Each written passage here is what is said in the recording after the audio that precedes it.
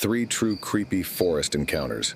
It was late autumn, the time of year when the air feels heavy with the scent of decaying leaves and the quietness of the forest wraps around you like a blanket. A group of friends and I had planned this camping trip for weeks, eager to escape the humdrum of daily life and lose ourselves in the vast wilderness for a weekend. We drove out to the most remote patch of forest we could find, far from any main road, deep enough that cell service was just a memory. The sky was overcast as we hiked in, the canopy above thick with branches and half-fallen leaves.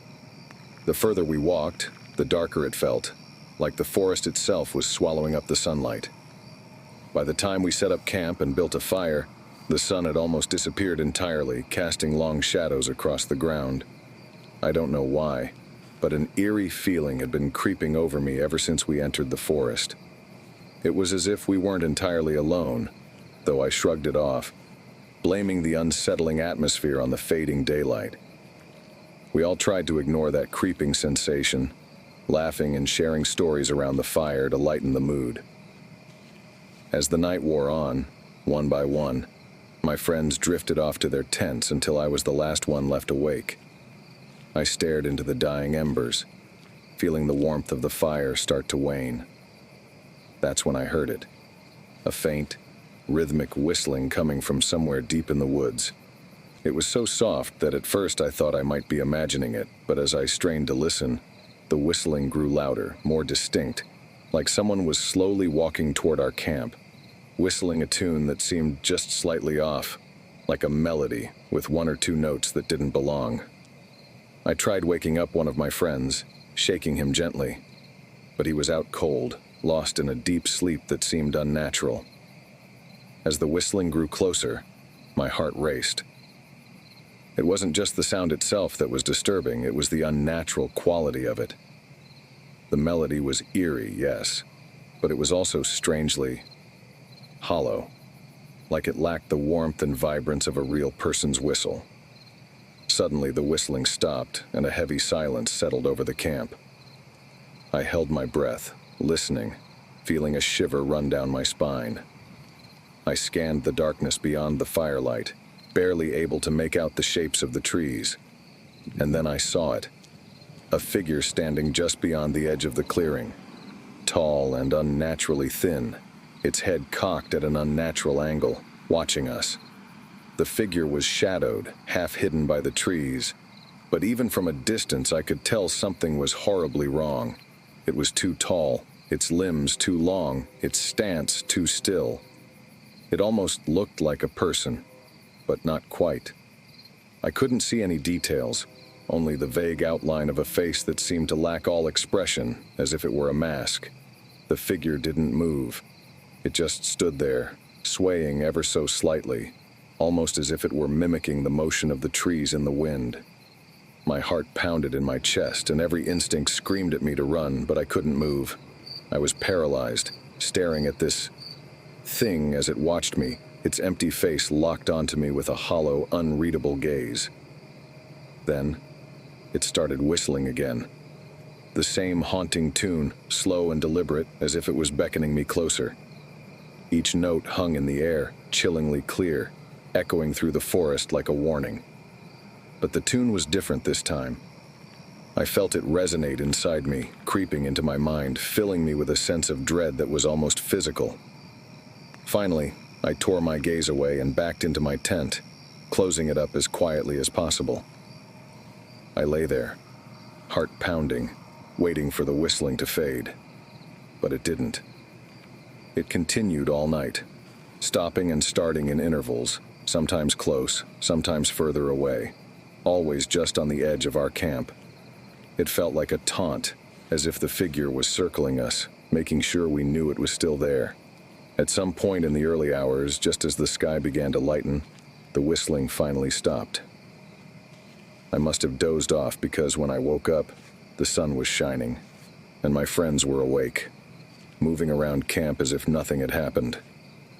I tried to tell them about the figure, the whistling, but they just laughed it off, teasing me for letting my imagination get the best of me.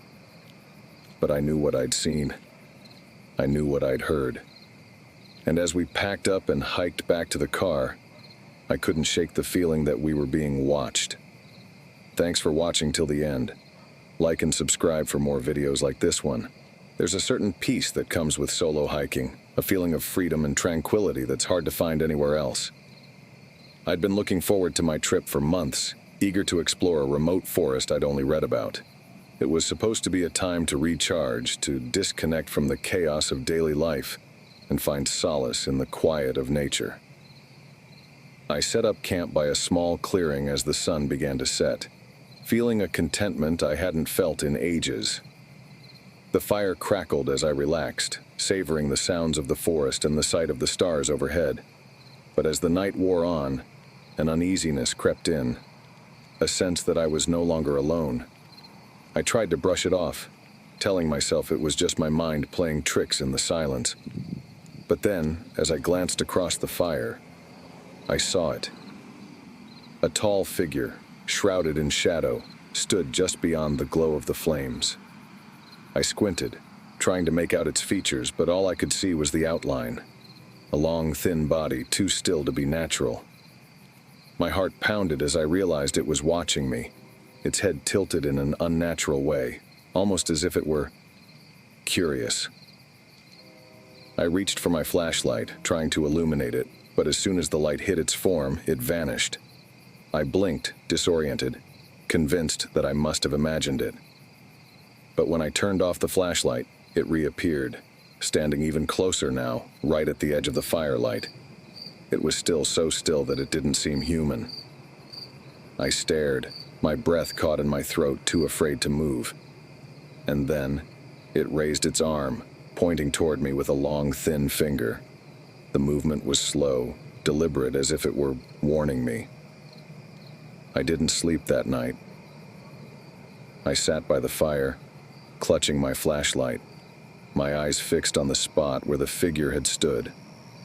By morning, there was no sign that anything had been there. But as I packed up to leave, I felt a strange heaviness in the air, as though the forest itself was watching me, waiting for me to go. I left in silence, but even now I can still feel its eyes on me every time I think of that night. I was out in the woods with a few friends, an annual camping trip we took to unwind and get away from it all.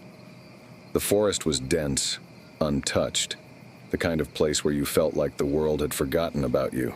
We set up camp near a clearing by a lake, and by nightfall we were settled in, laughing, sharing stories, enjoying the warmth of the fire. At some point in the evening, we heard a strange call echoing through the trees. It sounded almost like a person calling for help, but the voice was distorted, stretched, like it was coming from somewhere far away. We looked at each other, uneasy, trying to decide if we should go investigate. But as we listened, the voice grew louder, clearer, coming closer. One of my friends insisted it was just a coyote or some other animal. But as the call continued, it became unmistakably human. The voice was saying something, our names one by one in a slow, eerie cadence. My stomach twisted as I realized whoever it was. They knew us, knew exactly who we were and where we were. Panic set in and we huddled closer to the fire, debating whether to pack up and leave. But then, out of nowhere, a figure appeared at the edge of the clearing.